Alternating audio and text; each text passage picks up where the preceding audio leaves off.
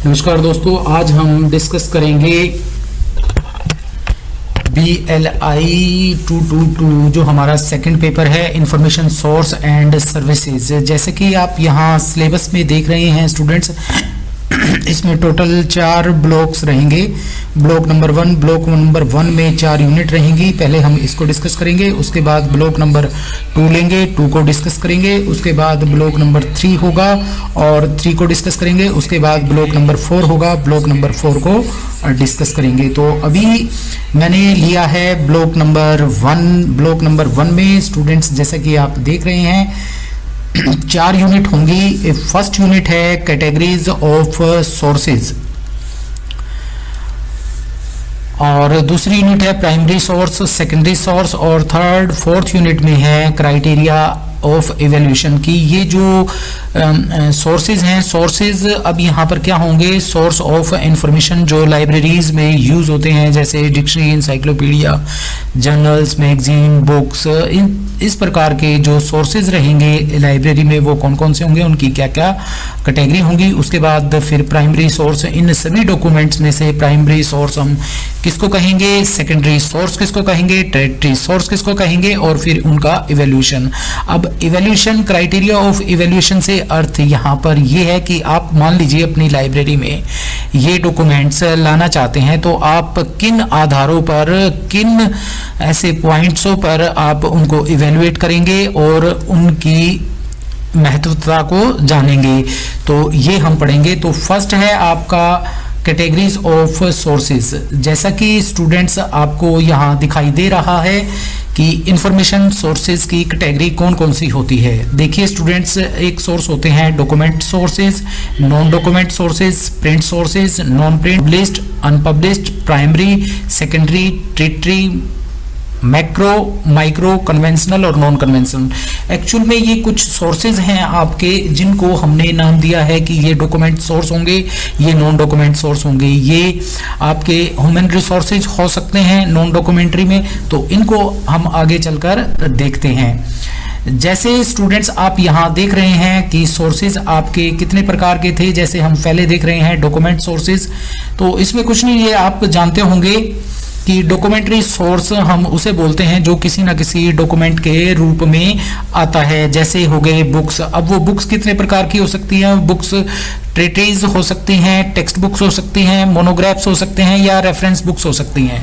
दूसरा document source में manuscripts आएगा, पीरियोडिकल्स आएंगे। पीरियोडिकल्स स्टूडेंट्स वही हैं आपके जिन्हें हम जर्नल्स, पीरियोडिकल्स, मैगजीन्स वगैरह बोलते हैं। पेटेंट्स, जैसे मान लीजिए किसी ने कोई इनोवेशन की है और उसको एक अधिकार दे दिया गया उस रिसर्च का, और उससे रिलेटेड जो भी प्रावधान, जो रूल रेगुलेशन होंगे वो पेटेंट के रूप में उस व्यक्ति विशेष को दिए जाएंगे। स्टैंडर्ड्स, जैसा कि स्टूडेंट्स आप जानते हैं, ये मानक होते हैं जिन पर कुछ आधारों को डिसाइड किया जाता है और उन आधारों पर किसी वस्तु विशेष की गुणवत्ता का पता लगाया जा सकता है। ये होते हैं स्टूडेंट थीसिस। जैसे आप पीएचडी करते हैं या फिर आप कोई मास्टर डिग्री करते हैं, वहां आपको थीसिस या फिर साइनोप्सिस या फिर आपको कोई प्रोजेक्ट वगैरह के लिए आपको कोई थीसिस या डिसर्टेशन सबमिट करनी होती है, वो ये होते हैं। कॉन्फ्रेंस डॉक्यूमेंट वो होते हैं, मान लीजिए आपके इंस्टीट्यूट में कोई कॉन्फ्रेंस हुई है या कहीं पर भी कोई कॉन्फ्रेंस हुई है, उसमें जो कुछ डिस्कस किया गया उसकी एक प्रोसीडिंग बना दी गई, उसको एक डॉक्यूमेंट के रूप में पब्लिश कर दिया गया, उसे हम कॉन्फ्रेंस डॉक्यूमेंट बोलते हैं। इसी प्रकार से आप देखेंगे यहाँ पर रिपोर्ट्स हैं, आर्टिकल्स हैं, ग्लोब्स, डायरी, लेटर्स, ये सभी हैं। इनके बारे में थोड़ा थोड़ा हम जान लेंगे। तो ये तो हुए स्टूडेंट्स आपके डॉक्यूमेंट्री सोर्स, और इनकी व्याख्या सिर्फ यही है कि जो किसी डॉक्यूमेंट के रूप में हमारे सामने आते हैं, लिखित प्रिंट डॉक्यूमेंट के रूप में हमारे सामने आते हैं, उसे हम डॉक्यूमेंट्री सोर्स बोलते हैं। ऐसे ही स्टूडेंट्स नॉन डॉक्यूमेंट्री सोर्स आपके सामने होंगे। जैसे आप यहाँ देख रहे हैं non documentary source. Non documentary source में स्टूडेंट्स आपके जैसे ह्यूमन कोई व्यक्ति है वो किसी डॉक्यूमेंट के रूप में नहीं होता, वो जीता जागता इंसान होता है, तो उसे हम डॉक्यूमेंट्री सोर्स नहीं कह सकते। अब ये डॉक्यूमेंट, ये जो ह्यूमंस जो होंगे ये अलग अलग हो सकते हैं। इंफॉर्मेशन प्रोफेशनल हो सकता है, लाइब्रेरी में काम करने वाला लाइब्रेरियन हो सकता है, या कोई कंसल्टेंट जो किसी न किसी चीज के लिए सलाह दे वो हो सकता है, कोई एक्सपर्ट हो सकता है, किसी विषय के अंदर एक्सपर्ट व्यक्ति है उसे हम एक्सपर्ट बोल सकते हैं। रिसोर्स पर्सन, अब रिसोर्स पर्सन जो रिसोर्सों से आपको अवगत कराए या किसी विशेष जानकारी के बारे में एक रिसोर्स के रूप में आपके लिए काम करे, उसे हम रिसोर्स पर्सन कहते हैं। एक्सटेंशन वर्कर, एक्सटेंशन वर्कर मान लीजिए एक सूचना यहाँ से चली है और यहाँ इस व्यक्ति तक पहुंची है, अब ये व्यक्ति इसको डिफ्यूज करेगा। रिसोर्स कौन से होते हैं, टेरिटरी रिसोर्स कैसे होते हैं। इसमें स्टूडेंट्स वही है, जो भी डॉक्यूमेंट एक नई सूचना बनाता है, नई नॉलेज बनाता है, और वो नॉलेज किस डॉक्यूमेंट में आती है उस डॉक्यूमेंट को हम प्राइमरी सोर्स कहते हैं। जैसे कोई आर्टिकल हो गया, कोई इनोवेशन हो गई, ठीक है स्टूडेंट्स, कोई पेटेंट हो गया, इस प्रकार के जो डॉक्यूमेंट होते हैं वो प्राइमरी सोर्स में आते हैं। ऐसे सोर्स जो primary source in case carries the newly generated information, जो नई नई सूचना जो बनी है उसको रखते हैं, उनको प्राइमरी सोर्स ऑफ इंफॉर्मेशन कहते हैं।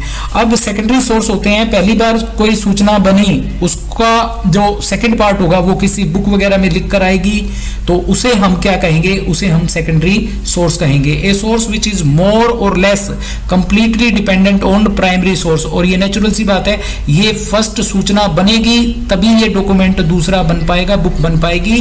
जैसे मान लीजिए किसी टॉपिक पर रिसर्च होगी तभी तो वो पब्लिश होकर किसी बुक के रूप में आएगी, परंतु रिसर्च ही नहीं होगी तो वो बुक कैसे बनेगी। तो इसीलिए कहा गया है कि सेकेंडरी सोर्स प्राइमरी सोर्स पर टोटली डिपेंडेंट होते हैं।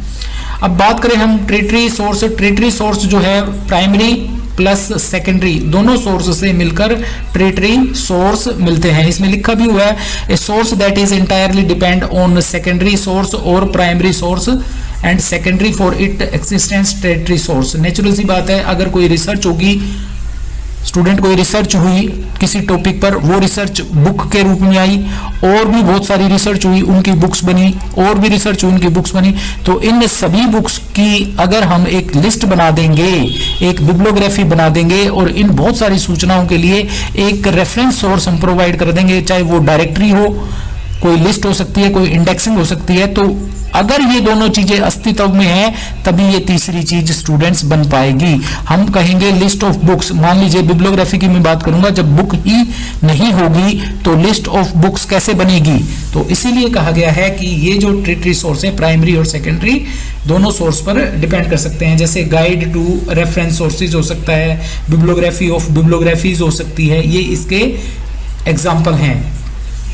अब स्टूडेंट इसमें एक और चीज आई हुई है कि भाई माइक्रो और मैक्रो। स्टूडेंट माइक्रो जो बड़े लेवल पर हो, जिसमें सूचनाएं बड़े लेवल पर अवेलेबल हो, और माइक्रो जिसमें सूचनाएं छोटे छोटे रूप में हो, जैसे डिक्शनरीज हो गई, आपकी पिन पॉइंट इंफॉर्मेशन हो गई। रंगानाथन जी ने इनको जो है डिवाइड किया था। Ranganathan the father of the library science in India conceived the idea of macro document and micro document.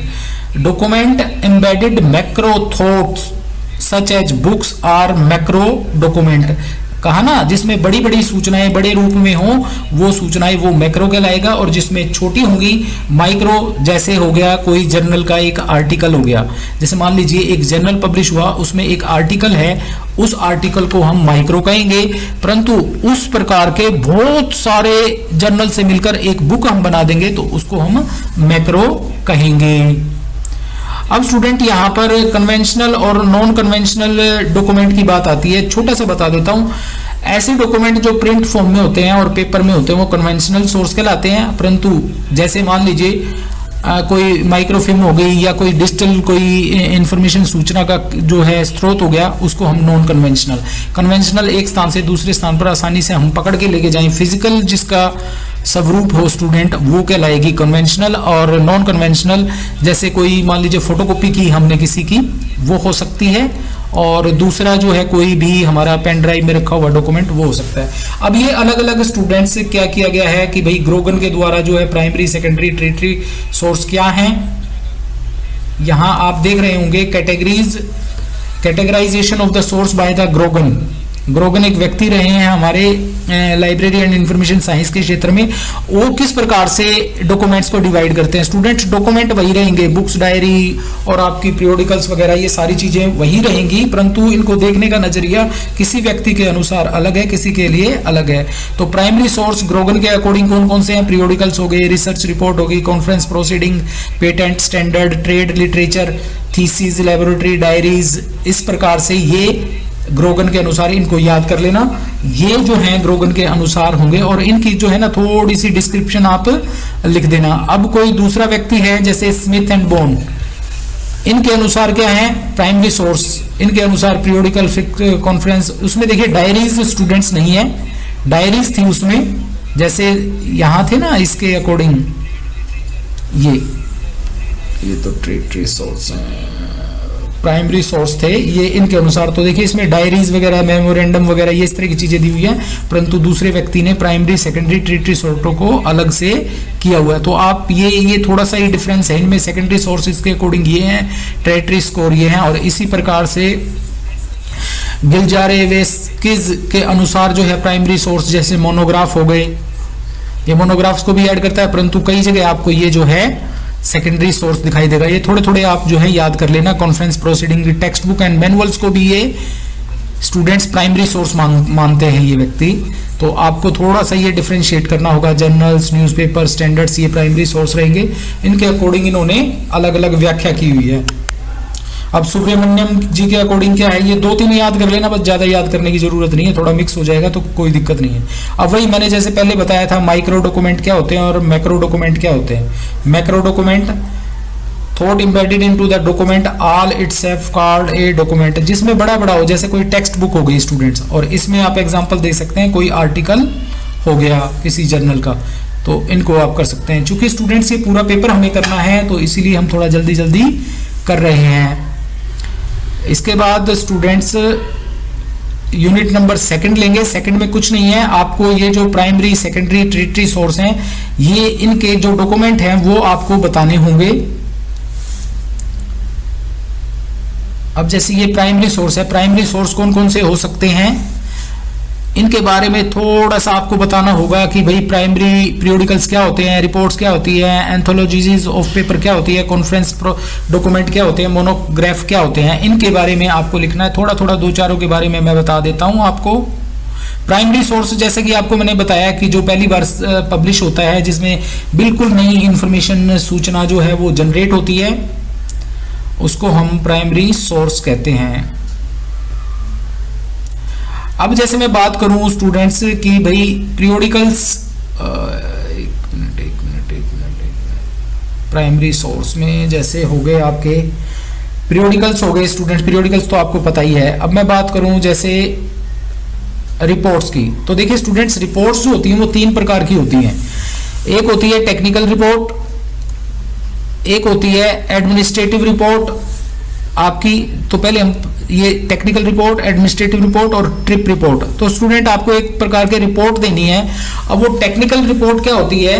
अब वो टेक्निकल रिपोर्ट किसी टेक्निकल टॉपिक पर दी जाए, और हो सकता है कि मान लीजिए कोई गवर्नमेंट का प्रोजेक्ट चल रहा है या किसी प्राइवेट ऑर्गेनाइजेशन का कोई प्रोजेक्ट चल रहा है, तो उस प्रोजेक्ट के दौरान अपने हाई अथॉरिटी को कि भाई क्या उस प्रोजेक्ट में टेक्निकल चीजें जो इंक्लूड हो रही हैं, टेक्निकल मतलब टेक्नोलॉजिकल, कोई प्रोजेक्ट चल रहा है उसकी टेक्निकल बातें चलते हुए, जैसे कोई प्रोजेक्ट चल रहा है उस प्रोजेक्ट को चलते हुए उसमें आने वाली दिक्कतें और कहाँ तक वो कंप्लीट हो गया है और कितना फाइनेंस लग चुका है, इसके बारे में अपनी हायर अथॉरिटी को बताना एक रिपोर्ट के रूप में वो टेक्निकल रिपोर्ट कहलाएगी। अब एडमिनिस्ट्रेटिव रिपोर्ट की बात करें हम, एडमिनिस्ट्रेटिव रिपोर्ट वही होती है जैसे किसी यूनिवर्सिटी, कॉलेज या कोई इंस्टीट्यूट हो और उसमें मान लीजिए कोई मीटिंग हुई है या मान लीजिए कोई अपग्रेडेशन की हुई है, सिलेबस में चेंज हुआ है, इसके बारे में एडमिनिस्ट्रेटिवली अपनी हायर अथॉरिटी को इन्फॉर्म करना वो कहलाएगी एडमिनिस्ट्रेटिव रिपोर्ट। और ट्रिप रिपोर्ट बिल्कुल आसान है, जैसे मान लीजिए कोई गवर्नमेंट ऑफिशियल है या फिर कोई मान लीजिए कंपनी का एग्जीक्यूटिव है, वो कहीं बाहर घूमने गया किसी ट्रिप पर और वो प्रोजेक्ट से रिलेटेड हो सकती है, ट्रिप पर घूमने गया और उस ट्रिप की सारी जानकारी रिपोर्ट के रूप में वो अपनी हायर अथॉरिटीज को बताता चला जाएगा, तो इसको हम ट्रिप रिपोर्ट कहेंगे। तो यहाँ देख भी सकते हैं, during their visit they held talk with other counterparts, sign agreement, finalise business deals वगैरह, जो भी जिस बिजनेस डील के लिए गया है किसी ट्रिप पे और वहां पर उसने क्या क्या कार्य किया है उसके बारे में अवगत कराना अपनी हायर अथॉरिटी को, वो कहलाएगा रिपोर्ट। अब ये एंथोलॉजीज ऑफ पेपर क्या होता है स्टूडेंट? एक्चुअल में ये एक collection of writing published in honour of the learned person, एक किसी व्यक्ति विशेष के बारे में, उसके जीवन परिचय को लगा लो या उसके द्वारा किए गए कार्य को जो है लगा लो, वो पेपर्स के रूप में, कलेक्शन के रूप में प्रोवाइड करना, that is anthologies of papers कहलाता है, जिसके अंदर आप किसी व्यक्ति का बायोग्राफिकल स्केच ऑफ पर्सन हो सकता है, डिस्कशन ऑन हिज और कंट्रीब्यूशन हो सकता है, पर्सन्स नरेटिव हो सकता है अबाउट द पर्सन इंक्लूडेड। जैसे मान लीजिए कोई फेमस व्यक्ति है, उस फेमस व्यक्ति ने अपना पूरा जीवन काल अपने साहित्य को सर्च करने में या किसी चीज में लगाया और हम उसके बारे में कुछ पेपर्स पब्लिश कर रहे हैं जिसमें उसका जीवन चक्र हो सकता है, उसके द्वारा किए गए कार्य हो सकते हैं, उनको हम बोलते हैं एंथोलॉजीज ऑफ पेपर। ये भी सोर्स ऑफ इंफॉर्मेशन है। कॉन्फ्रेंस डॉक्यूमेंट आप समझते हैं कि कॉन्फ्रेंस हुई और उस पर हमने जो है जो भी डिस्कस किया उसे एक डॉक्यूमेंट के रूप में पब्लिश कर दिया। यहाँ कुछ एग्जांपल दिए हैं कि फला फला आइसलिक ने एक कॉन्फ्रेंस हेल्ड की थी और वहां पर ये चीजें डिस्कस की गई थी, तो उसकी एक बुकलेट बनाकर प्रोवाइड करना वो कॉन्फ्रेंस प्रोसीडिंग कहलाएगा। Monograph just like a book हो सकती है। ऑफिशियल पब्लिकेशन आप जानते हैं कि मान लीजिए कोई गवर्नमेंट इंस्टीट्यूट है या प्राइवेट इंस्टीट्यूट है, वो अपनी पॉलिसीज को साल दर साल जो है जनता के सामने रखते हैं, तो उसे हम कह सकते हैं कि गवर्नमेंट ऑफिशियल्स। जैसे इसका एक एग्जांपल दिया हुआ है, defence science journal brought out by the DESIDOC. DESIDOC के द्वारा एक जर्नल प्रोवाइड किया जाता है जो इस डिफेंस जो ऑर्गेनाइजेशन है इसके अंदर जितनी भी नई नई रिसर्च हुई हैं या जो कार्य चल रहे हैं वो सार दर सार अपनी रिपोर्ट एक ऑफिशियल पब्लिकेशन के रूप में पब्लिश कर देता है, तो उसे हम ऑफिशियल पब्लिकेशन कह सकते हैं। पेटेंट स्टूडेंट्स, पेटेंट होता है स्टूडेंट्स, जैसे मान लीजिए किसी ने कोई नई इनोवेशन की है, उस इनोवेशन के लिए उसे एकाधिकार प्रदान कर दिया जाता है और उस एकाधिकार में उसको क्या क्या फैसिलिटीज मिलेंगी, क्या रूल रेगुलेशन रहेंगे, वो लिखित में उस व्यक्ति विशेष को दिया जाता है, तो उसे हम बोलते हैं पेटेंट। ये लिखा हुआ है, the word patent means an official right given to a person to make use or sell a product, process, design invented by his or him for a fixed number of years. 60 year का होता है वैसे student, ये 60 सालों तक उसको जो है एक अधिकार प्रदान कर देता है, परंतु इसमें उससे क्या क्या सुविधाएं मिलेंगी और किस प्रकार से कानून का उल्लंघन हो सकता है उसमें ये सारी चीजें लिखी हुई होंगी। These are the patent. Standard आप समझते हैं स्टूडेंट्स, जैसे मानक हो गया ये किसी भी वस्तु विशेष की गुणवत्ता को जांचने के लिए उपयोग किया जाता है। अब जैसे आप मोबाइल का चार्जर लेते हो, आप सी चार्जर लिया आपने या फिर डी चार्जर लिया आपने, आप देखेंगे कि सी चार्जर मांगोगे तो सी चार्जर वो सी पॉइंट वाले सभी मोबाइलों में लगेगा वो, तो इट इज अ स्टैंडर्ड कि भाई ये सी चार्जर है तो सी के सभी एक जैसे से रहेंगे। जैसे आप अपने घर में बिजली के वो देख सकते हैं स्विचेस, आप देखेंगे 3 प्लग आपके सभी स्विचेस में लग जाता है, तो ये किसी ना किसी स्टैंडर्ड के अकॉर्डिंग आता है। इसमें उसके साइज, उसकी ज्योग्राफी, उसका वेट, उसकी मेजरमेंट, उसकी क्वांटिटी, ये सारी चीजों की मात्रा निश्चित होती है इस स्टैंडर्ड के अकॉर्डिंग। जैसे हम वेट की बात करें, आज हम बात करें 1 kg, तो 1 kg एक स्टैंडर्ड है स्टूडेंट। 1 kg यहाँ इंडिया में या कहीं बाहर चले जाओ सब जगह एक ही रहेगा, 1 kg वो एक स्टैंडर्ड है। तो ये स्टैंडर्ड होते हैं students. Trade literature, trade literature मान लीजिए आप किसी बिजनेस में हैं, उस बिजनेस की आप एडवर्टाइजमेंट कर रहे हैं, वो एडवर्टाइजमेंट किसी लीफ फ्लैट में हो सकती है। मान लीजिए जो एडवर्टाइजमेंट के पेज नहीं होते जिनको हम पोस्टर्स वगैरह कहते हैं, उसमें छपवा के और वो अपनी पब्लिसिटी करे, वो क्या क्या प्रोवाइड कर सकता है, क्या उसका डिस्क्रिप्शन दे सकता है अपने बिजनेस का उसमें, तो इसको हम बोलते हैं ट्रेड लिटरेचर।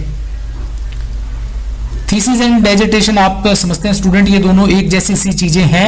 अब जैसे कोई डॉक्टर जो कोई पीएचडी कर रहा है, तो पीएचडी करते हुए उसे अपनी एक अनपब्लिश्ड डॉक्यूमेंट जिसको हम बोलेंगे थीसिस, वो अपनी एक थीसिस लिखता है और उस थीसिस को सबमिट करता है, तो उसे हम बोल सकते हैं थीसिस और डेजर्टेशन। ये हो सकता है कोई प्रोजेक्ट वर्क भी हो आपका, जैसे आपकी ट्रेनिंग है आपकी, जैसे मान लीजिए कोई आप ऐसा कोर्स कर रहे हैं जिसमें आपको कोई प्रोजेक्ट रिपोर्ट करनी है, तो उसके लिए भी आपको कोई थीसिस लिखना पड़ सकता है। इंफॉर्मेशन लीफलेट होते हैं स्टूडेंट्स, मान लीजिए आप पोस्टर्स पर किसी ऑर्गेनाइजेशन के बारे में या किसी भी वस्तु विशेष के बारे में लोगों को सूचित करना चाहते हैं, तो उसके आप पंपलेट्स छपवा लेते हैं और उन्हें डिस्ट्रीब्यूट करते हैं, तो उनको हम बोल सकते हैं इंफॉर्मेशन लीफलेट।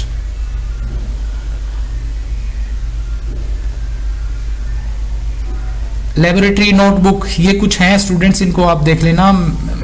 अब चलते हैं हम नेक्स्ट यूनिट की तरफ। नेक्स्ट यूनिट में students source of territory, secondary and territory source ये दिए हुए हैं स्टूडेंट्स। सेकेंडरी जैसे मैंने बताया, एक तो था फर्स्ट जो पहली बार इंफॉर्मेशन जिसमें पब्लिश होती है, फिर उस फर्स्ट के बाद जब सेकंड ये इंफॉर्मेशन बनके सेकंड रूप में आती है, जैसे बुक्स वगैरह के रूप में, बिब्लियोग्राफीज के रूप में आती है, तो उसे हम जो है सेकेंडरी सोर्स कहते हैं। सेकेंडरी सोर्स में आपके सेकेंडरी पीरियोडिकल्स हो सकते हैं, बिब्लियोग्राफीज होती हैं स्टूडेंट्स लिस्ट ऑफ एनीथिंग, या फिर हम कह सकते हैं list of books. List of research in progress, research in progress RIP student होता है रिसर्च इन प्रोग्रेस। मान लीजिए कोई व्यक्ति किसी टॉपिक पर रिसर्च कर रहा है, उसे रिसर्च करने में 2 साल लगेंगे, यहाँ से 0 से शुरू किया, इन बिटवीन वो जो कार्य कर रहा है, यहाँ पर अगर हम कोई रिपोर्ट बनाएंगे तो ये रिपोर्ट यहाँ तक का जो उसने कार्य किया होगा, रिसर्च जिस प्रोग्रेस पर चल रही होगी, उसका लेखा जोखा जो है हम इस रिसर्च इन प्रोग्रेस में दे देते हैं। तो ऐसी ही बहुत सारी रिसर्च इन प्रोग्रेस होंगी, उनकी लिस्ट बनाना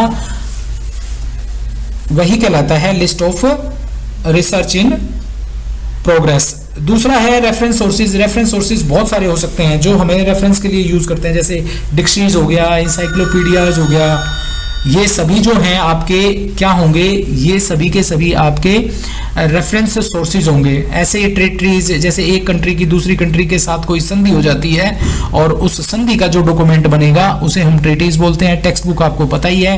ट्रांसलेशंस, आपका कोई डॉक्यूमेंट आपने एक्वायर किया दूसरी कंट्री से, परंतु वो दूसरी लैंग्वेज में है और उसको हम ट्रांसलेट करके अपने यूजर्स को अपनी भाषा में प्रोवाइड करें, उसे हम बोलते हैं ट्रांसलेशंस।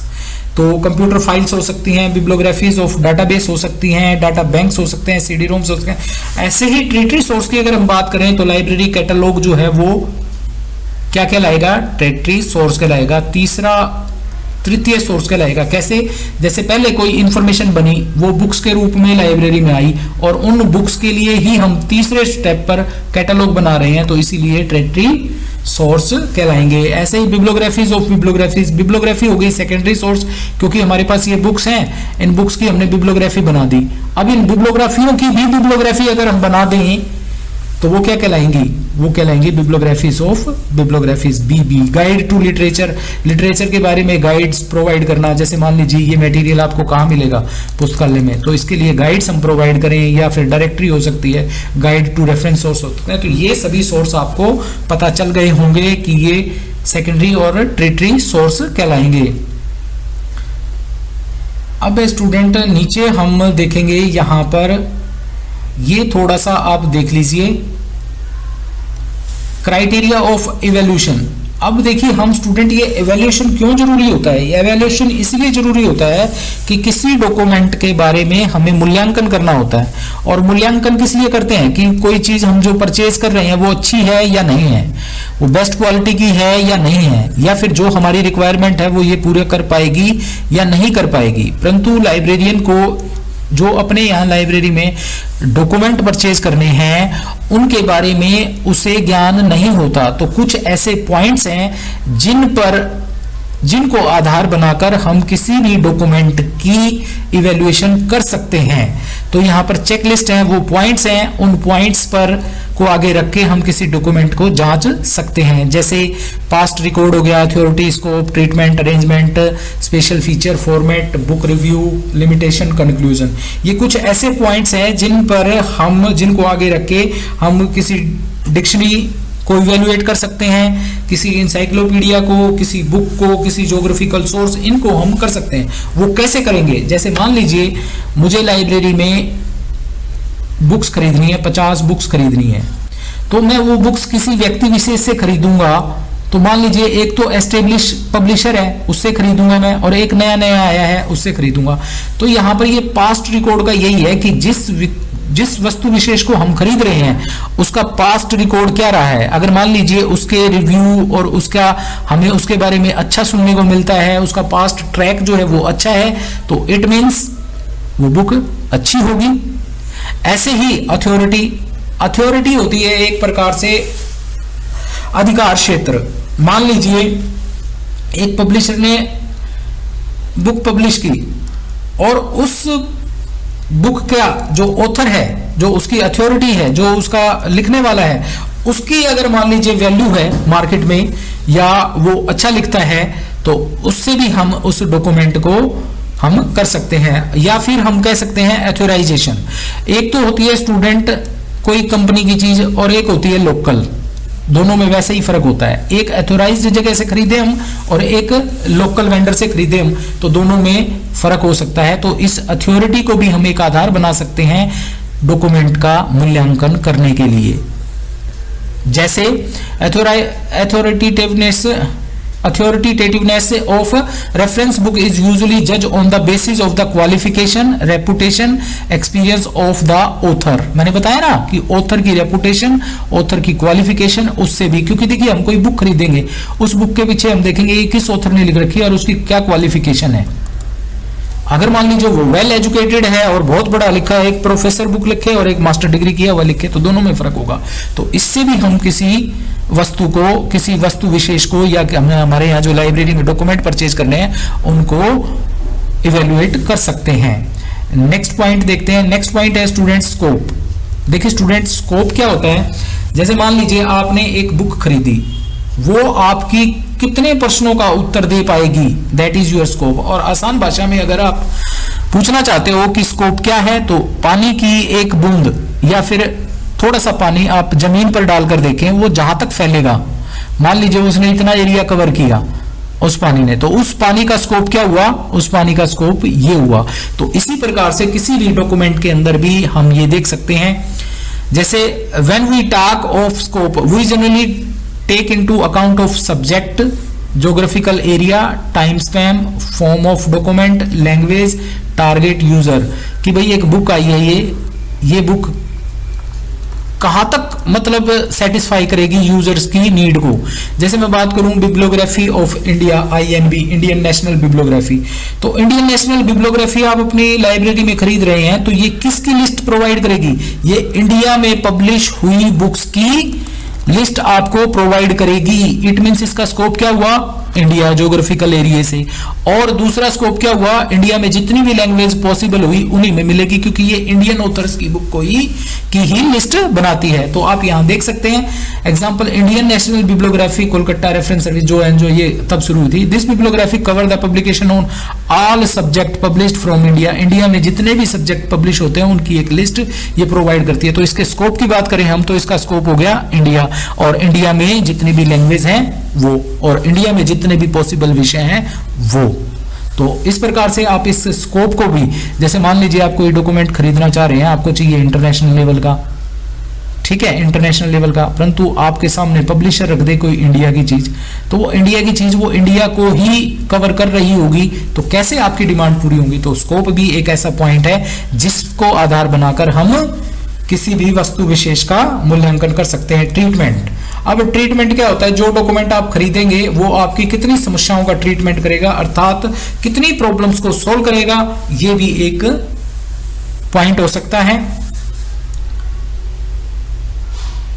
नेक्स्ट है अरेंजमेंट। उसमें जो है अरेंजमेंट है उससे भी हम जज कर सकते हैं। कई बार क्या होता है, डॉक्यूमेंट बढ़िया होता है परंतु उस डॉक्यूमेंट के अंदर अरेंजमेंट अच्छी नहीं हो सकती है। अरेंजमेंट दो प्रकार की हो सकती है स्टूडेंट, एक अल्फाबेट टू अल्फाबेट, ठीक है, अल्फाबेटिकल अरेंजमेंट, एक होती है वर्ड बाय वर्ड अरेंजमेंट। तो इन दोनों में से तो ये भी जो है आपकी एक पॉइंट हो सकता है जिससे आप इवेल्युएट करेंगे डॉक्यूमेंट। और ये जो अरेंजमेंट होती है ना स्टूडेंट, ये बैकबोन होती है किसी भी डॉक्यूमेंट की।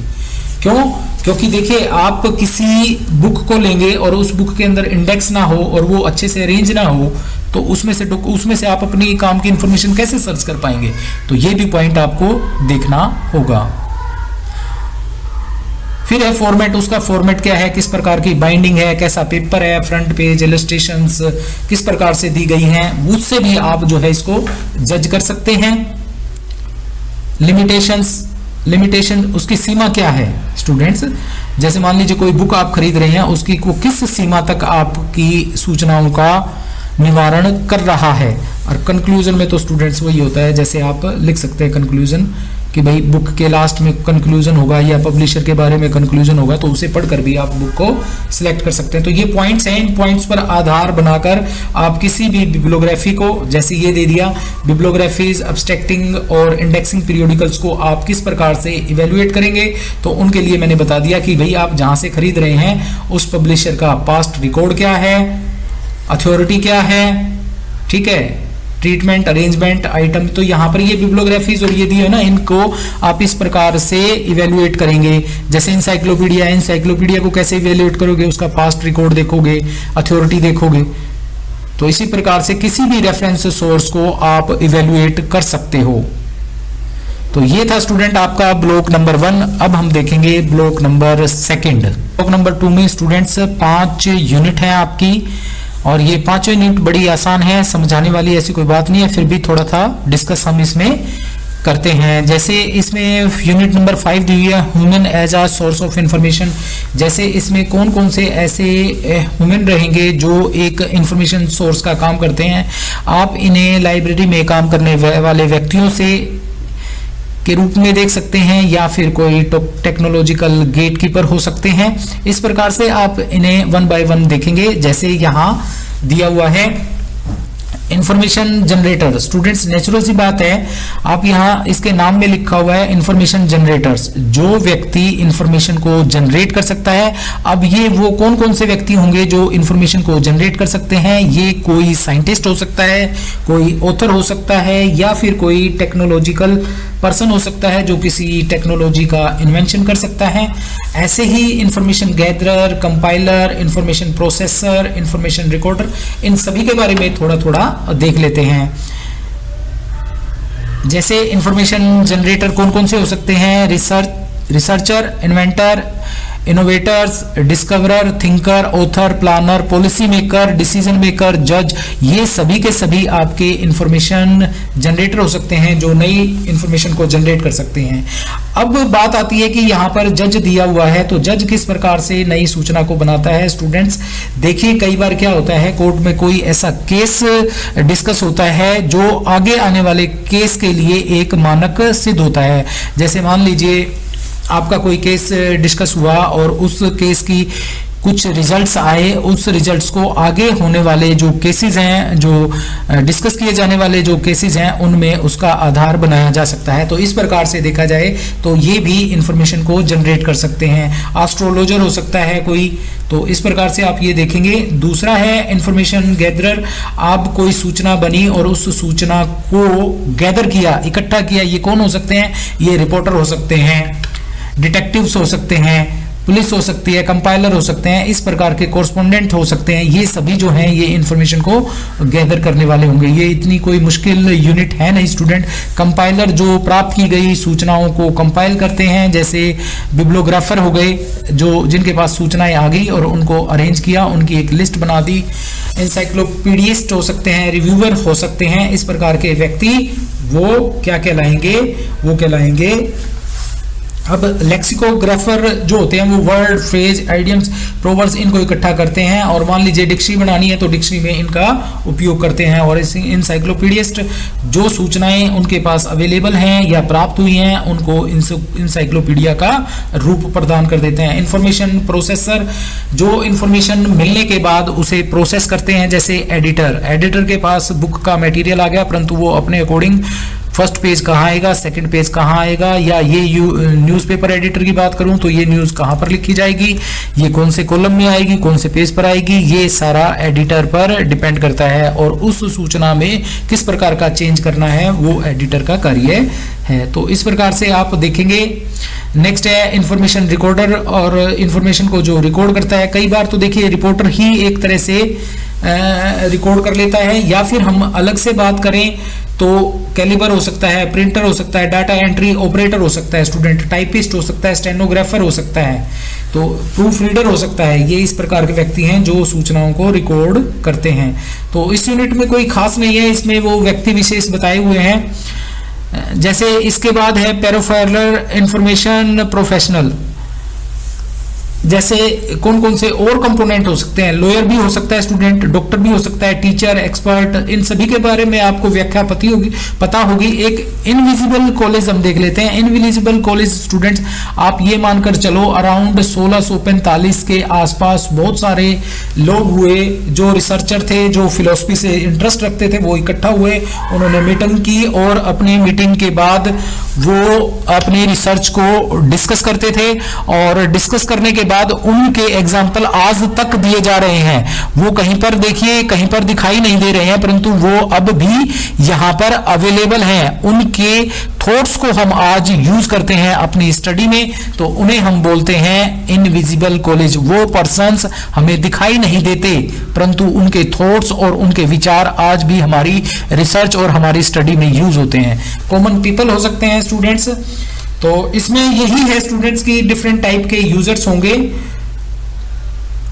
अब हम बात करें second, institution as a source of information. ये भी आसान है स्टूडेंट्स। इसमें आप देख रहे होंगे गवर्नमेंट मिनिस्ट्रीज, डिपार्टमेंट हो सकते हैं, international agency, R&D, research and development organisation, academic institution, ये भी स्टूडेंट्स आपके काम कर सकते हैं एज ए इंफॉर्मेशन सोर्स के रूप में।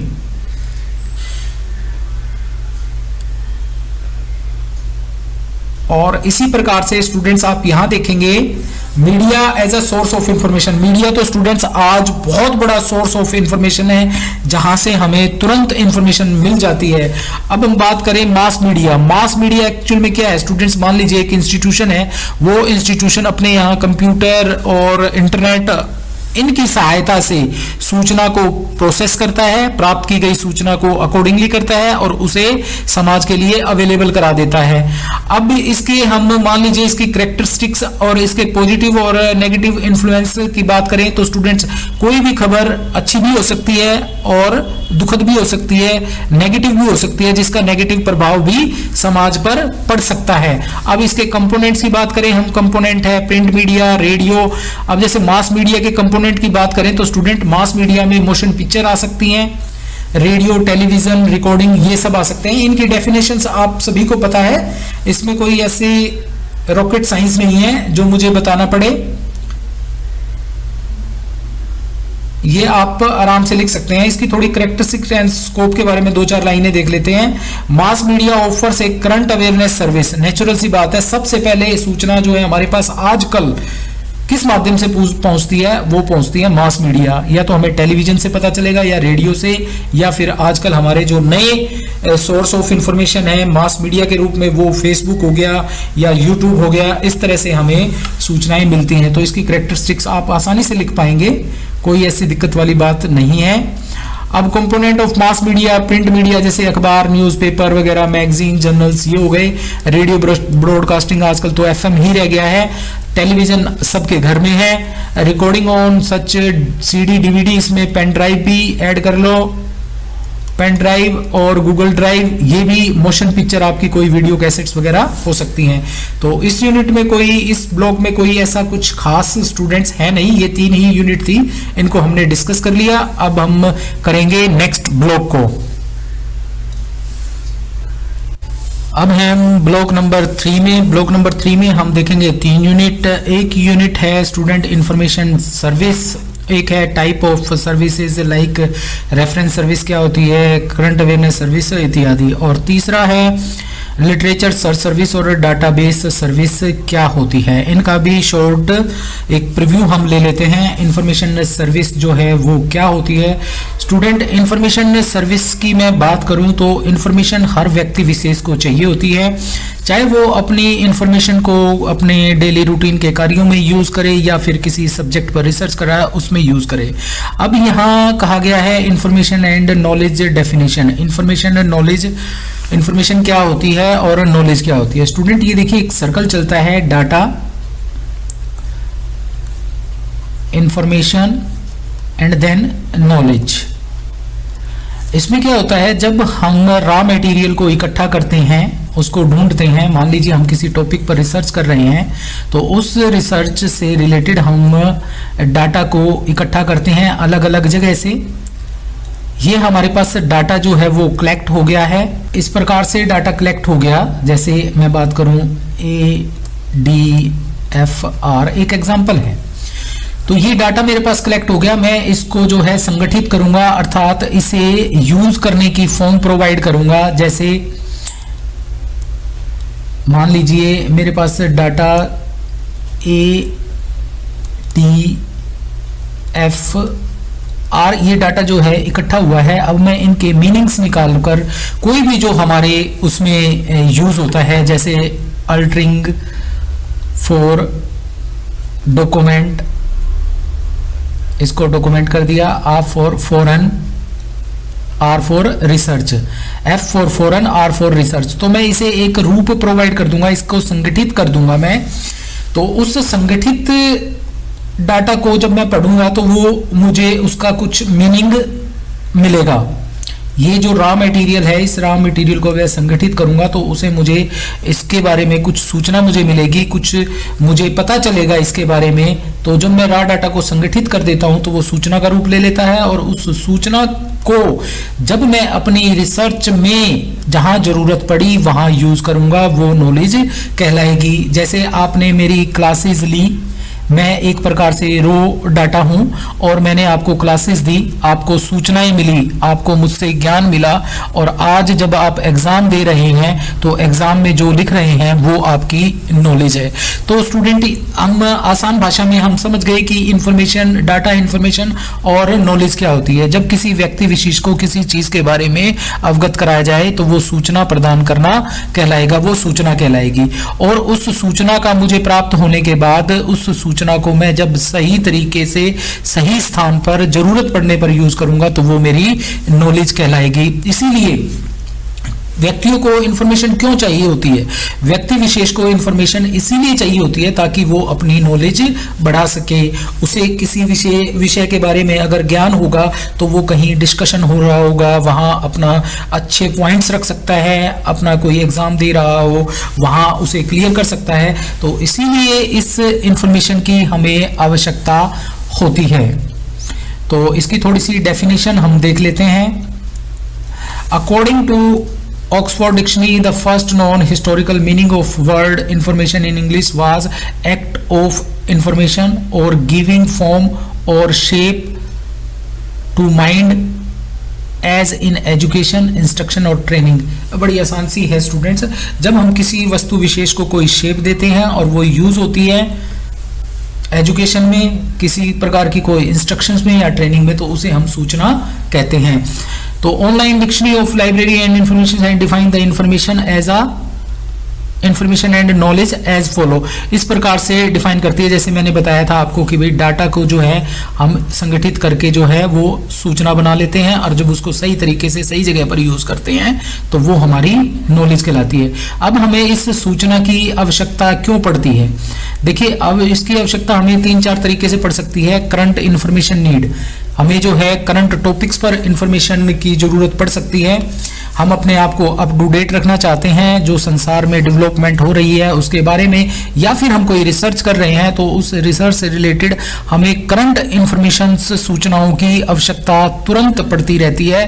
तो उन आवश्यकताओं को पूरा करने के लिए भी हमें करंट इंफॉर्मेशन की आवश्यकता होती है, हमें सूचनाओं की आवश्यकता हो सकती है। एग्जॉस्टिव इंफॉर्मेशन नीड, हम किसी टॉपिक विषय के बारे में डिटेल में जानना चाहते हैं तो जो डिटेल में सूचनाओं की आवश्यकता पड़ेगी उसको हम एग्जॉस्टिव नीड कहते हैं, इंफॉर्मेशन नीड कहते हैं। जैसे यहाँ लिखा हुआ है, when user want to have information on particular subject as exhaustive as possible, the need is known as the exhaustive information need. This need is in occasionally one and is expectedly main from the researchers. को जरूरत पड़ सकती है या फिर आम व्यक्ति विशेष को भी इसकी आवश्यकता पड़ सकती है, वो भी अपने आप को अप टू डेट रख सकता है किसी विषय के बारे में, तो उसे डिटेल लिटरेचर चाहिए होता है, तो उसे हम एग्जॉस्टिव इंफॉर्मेशन नीड बोलते हैं। एवरीडे नीड, जैसे कॉमन व्यक्ति है उसे एवरीडे नीड होती है सूचनाओं की, अपने आप को अपडेट रखना चाहता है, अपने आप को जो दिन प्रतिदिन की जो एक्टिविटीज़ हैं उसके बारे में अपने आप को करंट रखना चाहता है। या फिर कुछ व्यक्ति विशेष किसी ऐसे बिजनेस से जुड़े हुए हैं जिनको प्रतिदिन सूचना चाहिए होती है। जैसे मैं बात करूं किसी सुनार की, कोई ज्वेलर है, उसे डेली पता होने चाहिए गोल्ड के क्या रेट हैं, उसी के हिसाब से उसका बिजनेस होगा, क्योंकि गोल्ड के रेट डेली बदलते रहते हैं, तो उसे इस प्रकार की सूचना की प्रतिदिन आवश्यकता पड़ती है, तो इसे हम कहेंगे एवरीडे इंफॉर्मेशन नीड। अब है कैचअप। मान लीजिए कुछ व्यक्ति विशेष हैं, वो अपने आप को किसी ब्रॉड टॉपिक पर थोड़ा सा संक्षिप्त में जानना चाहते हैं, एक एब्स्ट्रैक्ट के रूप में। एक प्रकार का जो एब्स्ट्रैक्ट होता है ना, जैसे पूरी स्टोरी का एब्स्ट्रैक्ट बता दिया, ऐसे ही हो गया। This need arise when a user who is not conversant with the particular subject field require an account overall development of the subject in short most comprehensively form। comprehensive form में किसी subject विशेष के बारे में किसी व्यक्ति विशेष को जरूरत हो, तो उसे हम कहते हैं कैचअप इंफॉर्मेशन नीड्स। अब student library and information service, ये पता ही है, ये आपकी जो है लाइब्रेरी में प्रोवाइड की जाने वाली सर्विसेज है। इसमें आगे चलकर रेफरेंस सर्विस भी आएगी। एक है responsive information service. Responsive information service वही होती है जैसे किसी ने कोई इंफॉर्मेशन मांगी और उसका रिस्पॉन्स दिया, तो उसे हम कह सकते हैं रिस्पॉन्सिव सर्विस। इसके लिए हम रेफरेंस सर्विस को भी इसके अंदर इंक्लूड कर सकते हैं, क्योंकि रेफरेंस सर्विस में भी यही होता है। रेफरेंस सर्विस वही होती है जैसे हम लाइब्रेरी में एंटर करते हैं, एंटर करने के बाद अपने लाइब्रेरियन से या लाइब्रेरी में काम करने वाले व्यक्ति से किसी भी प्रकार का कोई क्वेश्चन हम पूछते हैं, तो वो रेफरेंस सर्विस कहलाएगी। और उसी का एक पार्ट है इंफॉर्मेशन सर्विस। जैसे मैंने कोई क्वेश्चन पूछा किसी लाइब्रेरियन से, तो उसके रिस्पॉन्स में लाइब्रेरियन ने जब आंसर दिया, तो that is called responsive service. इसमें लिखा हुआ है रेफरेंस सर्विस, रेडी रेफरेंस और लॉन्ग रेंज रेफरेंस सर्विस, इसको हम आगे डिस्कस करेंगे। रेफरेंस सर्विस भी स्टूडेंट्स आप यहां देख सकते हैं। रेफरेंस सर्विस मैंने बताया, according to Ranganathan, reference service is the process of establish contact between reader and his document in a personal way. Librarian जो है बुक और व्यक्ति के बीच में संबंध स्थापित कर देता है। कौन करता है? ये लाइब्रेरियन। तो मैंने वही कहा ना, लाइब्रेरी में जाकर किसी भी प्रकार का अपनी जिज्ञासा से रिलेटेड, अपनी जिज्ञासा को शांत करने के लिए पुस्तकालय से रिलेटेड किसी भी प्रकार के प्रश्न को पूछा गया, तो वो रेफरेंस सर्विस के अंतर्गत आता है। और लाइब्रेरियन जब उसका आंसर देता है, तो वो रेफरेंस सर्विस कहलाती है। तो इस प्रकार से आप रेफरेंस सर्विस को डिफाइन कर सकते हैं। इसमें एक रेडी रेफरेंस सर्विस हो सकती है, जिसे हम शॉर्ट रेंज रेफरेंस सर्विस कहते हैं, जो पिन पॉइंट इन्फॉर्मेशन की सर्विस होती है। जैसे मान लीजिए मैंने किसी वर्ड मीनिंग के बारे में पूछा, या मैंने कोई शॉर्ट टर्म कोई छोटी सी इन्फॉर्मेशन पूछी, वो हो सकती है आपकी क्वेश्चंस हो सकते हैं। शॉर्ट रेंज रेफरेंस सर्विस, जैसे मान लीजिए कोई ऐसी सर्विस है जो छोटे छोटे क्वेश्चंस के आंसर देने के लिए की जाती है, जैसे फैक्ट फाइंडिंग क्वेश्चंस किए जाते हैं, what, where, who, when, how, इस टाइप के क्वेश्चन। जैसे मैं कहूँ who is the prime minister of USA, ये क्वेश्चन हो गया, तो ये लाइब्रेरी में लाइब्रेरियन से पूछेंगे, तो ये क्या कहलाएगा? शॉर्ट रेंज या रेडी रेफरेंस सर्विस, जिसका वो मौखिक तौर पर आंसर दे सकता है। लॉन्ग रेंज रेफरेंस में कोई रिसर्च स्कॉलर्स है, वो किसी डॉक्यूमेंट की इच्छा रख सकता है, उसकी मांग कर सकता है, डिटेल में कोई सूचना पूछ सकता है, तो वो कहलाएगी long range reference service. Document delivery service, students आपको पता है, रिसर्चर द्वारा मांगा गया कोई डॉक्यूमेंट उसको हम प्रोवाइड करते हैं, उसको उसके एड्रेस पर बाय मेल भी भेज सकते हैं या उसके एड्रेस पर भी पहुंचा सकते हैं, तो इसको हम बोलते हैं डॉक्यूमेंट डिलीवरी सर्विस। और ये मोस्टली रिसर्च स्कॉलर्स द्वारा मांगी जाती है। एक है एंटीसिपेटरी इंफॉर्मेशन सर्विस। एंटीसिपेटरी, जब लाइब्रेरियन एंटीसिपेट कर लेते हैं, एक यूनिट आपने पढ़ी होगी यूजर एजुकेशन और user study.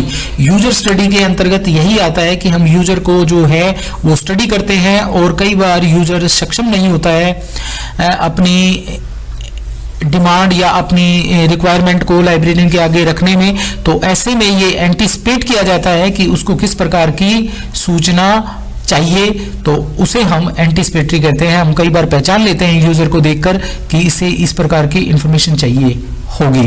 Anticipatory information service are provided to the library user in anticipation of their demand for such service. यही मैंने बताया आपको, तो इस प्रकार से हम पहचान सकते हैं इसको।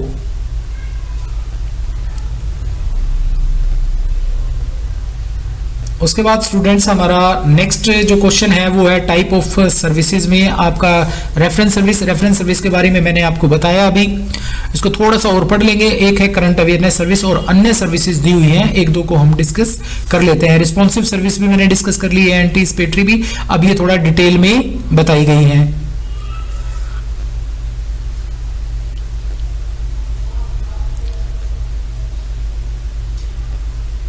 ये reference service students 19th century में पब्लिक लाइब्रेरी यूएसए में डेवलप हुई। पहली बार इसका जो नामकरण हुआ रेफरेंस सर्विस, ये 19th सेंचुरी में यूएसए में हुआ था, और पब्लिक लाइब्रेरीज में जब क्वेश्चंस पूछे गए थे तब इसको कहा गया था। अब ये information service research and development से रिलेटेड 20th सेंचुरी में, ये मेरे ख्याल से आपकी 1964 के आसपास इंफॉर्मेशन सर्विस का उदय हुआ था, जब हमारा इंडस्ट्रियल पीरियड चल रहा था और वो खत्म होने को आया था 64 के बाद। जैसे ही हम 70s में आए तब ये इंफॉर्मेशन सर्विस की ग्रोथ होना शुरू हुआ था। उसके बाद फिर आपका इंफॉर्मेशन कम्युनिकेशन टेक्नोलॉजी आया 80s के बाद।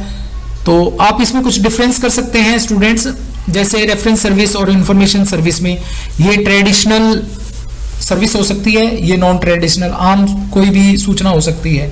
ये emphasis on the provide document, ये डॉक्यूमेंट प्रोवाइड करने पर दबाव डालती है, और ये एम्फेसिस टू प्रोवाइड इंफॉर्मेशन, ये सिर्फ इंफॉर्मेशन तक ही सीमित रहती है।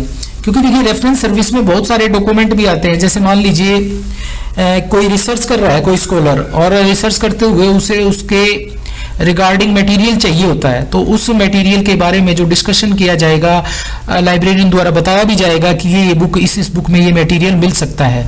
परंतु ये ऐसी सर्विस होती है जिसमें लाइब्रेरियन वहीं आंसर दे देता है और जनरल सूचनाएं जो है वो प्रोवाइड कर सकता है। उसके बाद स्टूडेंट रिस्पॉन्सिव सर्विस मैंने बता दिया था आपको। इसमें एक है करंट अवेयरनेस सर्विस, जो करंट टॉपिक्स पर प्रोवाइड की जाती है। एंटिसिपेटरी भी मैंने बताया लास्ट में आपको।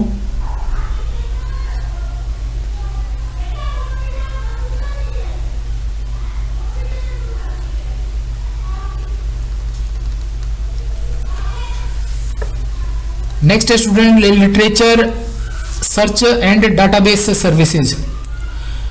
लिटरेचर सर्च स्टूडेंट्स, ये मोस्टली ना स्कॉलर्स को जरूरत होती है। अब वो अपनी डिमांड्स लाइब्रेरी में रख जाते हैं जिस टॉपिक पर वो रिसर्च कर रहे होते हैं, और लाइब्रेरियंस जो हैं उनके लिए उस लिटरेचर को सर्च करते हैं, अर्थात उन डॉक्यूमेंट्स को सर्च करते हैं जिन डॉक्यूमेंट्स में उनकी रिसर्च में हेल्प होने वाले डॉक्यूमेंट्स अवेलेबल होंगे। मतलब कि भाई वो डॉक्यूमेंट्स अवेलेबल कराएगा वो लाइब्रेरियन जिनमें उनकी रिसर्च से रिलेटेड मटेरियल अवेलेबल होगा। और ये डिटेल में होती है स्टूडेंट, ये बड़े लेवल पर होती है। इसमें 10 बुक्स भी हो सकती है, 15 भी हो सकती है, कोई पूरा डाटाबेस भी हो सकता है। तो यहाँ लिखा हुआ है literature search is an exhaustive बड़ी search for the published information on a subject conducted systematically using bibliographic finding tools aimed at located as much material on the topic well possible। इस पे क्या है कि जैसे मान लीजिए कोई डिमांड करके गया स्कॉलर, उससे रिलेटेड सूचनाएं लाइब्रेरियन सर्च करेगा, उनमें बिब्लियोग्राफिकल टूल्स की हेल्प ले सकता है और अदर मटेरियल्स की हेल्प ले सकता है, किसी अन्य लाइब्रेरी की हेल्प ले सकता है।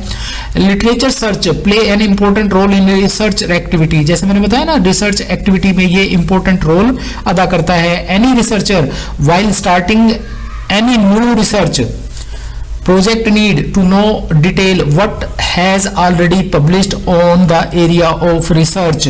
मान लीजिए वो किसी टॉपिक पर रिसर्च कर रहा है, तो वो टॉपिक लाइब्रेरियंस को पकड़ा जाएगा और कहेगा उसको कि भाई इससे रिलेटेड मुझे बुक्स और मटेरियल प्रोवाइड कीजिए। तो वो सर्च करेगा और सर्च करके प्रोवाइड करेगा, ताकि उस रिसर्चर को ये भी पता चल जाए कि पहले इस टॉपिक पर क्या क्या मटेरियल पब्लिश हो चुका है, और वो उसकी रिसर्च में हेल्प करेगा, बेकार की डुप्लीकेसी नहीं होगी। तो इस प्रकार से हम कह सकते हैं कि लिटरेचर सर्च सर्विस क्या होगी। इसके पॉइंट्स स्टूडेंट्स आप याद करना। अब ये ब्लॉक है आपका ब्लॉक नंबर 4। इसमें स्टूडेंट्स 2 यूनिट आपकी इंपॉर्टेंट है, एक यूजर एजुकेशन और एक यूजर स्टडी। इसके बाद बस ये 2 यूनिट ही मैं अब इसमें डिस्कस करूंगा, बाकी आपकी 2 यूनिट रहती हैं, ये आप कर लें क्योंकि वीडियो ज़्यादा लंबी हो जाएगी और आपको पढ़ना भी है क्योंकि आपका कल ही पेपर है। तो इसके बारे में थोड़ा सा हम सम अप कर लेते हैं।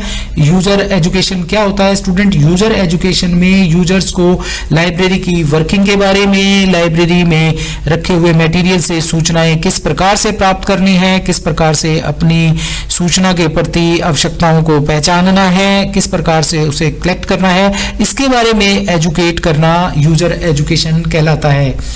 तो यूजर एजुकेशन में इसकी स्टूडेंट्स कुछ डेफिनेशंस हैं, आप ये देख लें। अब यूजर एजुकेशन के अंतर्गत हम यूजर को किस प्रकार से एजुकेट कर सकते हैं। यूजर को एजुकेट कर सकते हैं हम लेक्चर मेथड से, हम टीचिंग मेथड यूज कर सकते हैं, जिसमें आप सेमिनार या कोई कॉन्फ्रेंस या फिर आप कोई भी वर्कशॉप ऑर्गेनाइज कर सकते हैं। उसमें टेक्निकल वर्क को और लाइब्रेरी में उपयोग रखे हुए मटेरियल को किस प्रकार से उपयोग करना है, इसके बारे में यूजर्स को आप बता सकते हैं, उन्हें गाइड कर सकते हैं। वही गाइड करना यूजर एजुकेशन कहलाता है। स्टूडेंट्स देखिए, रिसर्च में बहुत सारे स्कॉलर्स इंक्लूड होते हैं, उन्हें अपने काम के मटेरियल को सर्च करने में ज़्यादा समय ना गंवाना पड़े, इसीलिए उन्हें अपने जो रिसोर्सेज हैं लाइब्रेरी के, उनके बारे में ज्ञात होना आवश्यक है, ताकि वो उन्हें जल्दी से सर्च कर पाएं, अपने काम की सूचनाओं को उनसे प्राप्त कर पाएं। तो इसके लिए lecture method, film, video tape, audio video, इन तरीकों से बुक प्रिंट करा के, पैम्पलेट्स प्रोवाइड करके लाइब्रेरी में रखे मटेरियल की क्लासिफिकेशन के बारे में बता सकते हैं, उसका फिजिकल डिस्क्रिप्शन बता सकते हैं लाइब्रेरी का, कि रेफरेंस सेक्शन कहाँ है, लिटरेचर सेक्शन कहाँ है, इंजीनियरिंग सेक्शन कहाँ, इस प्रकार की इंफॉर्मेशन यूजर को दे सकते हैं। तो इसी को हम कहते हैं यूजर एजुकेशन। तो स्टूडेंट इसको आप पढ़ना। उसके बाद स्टूडेंट मैं बात करूंगा यूजर स्टडी की। यूजर स्टडी के अंतर्गत आप स्टूडेंट्स, जैसे ये तो काम था स्टूडेंट यूजर्स का, यूजर्स को स्टडी कराना। अब ये काम हो जाता है लाइब्रेरियंस का या लाइब्रेरी में काम करने वाले व्यक्तियों का। उन्हें अब एंटिसिपेट करना होगा, अब उन्हें यूजर्स को स्टडी करना होगा, उनकी क्या डिमांड है वो एंटिसिपेट करनी होगी, उन्हें समझना होगा।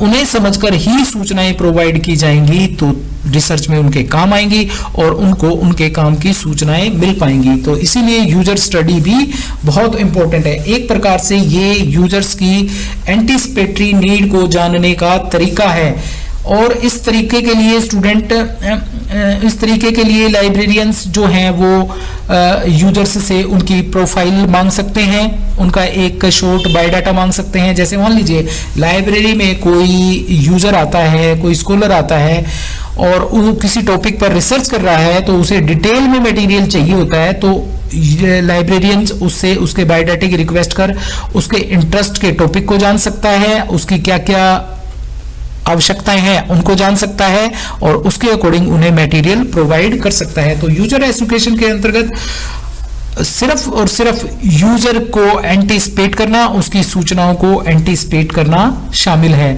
तो यही मुझे आज इस क्लास में डिस्कस करना था। स्टूडेंट, क्लास और ज़्यादा लंबी हो जाएगी यदि हम डिटेल में गए, तो ऐसी कोई मुश्किल पेपर आपका ये है नहीं, आप इसे करें। और मैं अगर डिटेल में जाऊंगा क्लास ज़्यादा लंबी हो जाएगी, तो आपको भी काफ़ी टाइम देना पड़ेगा और आपको तैयारी भी करनी है। इसीलिए मैं इस लाइव को अभी समाप्त करता हूँ।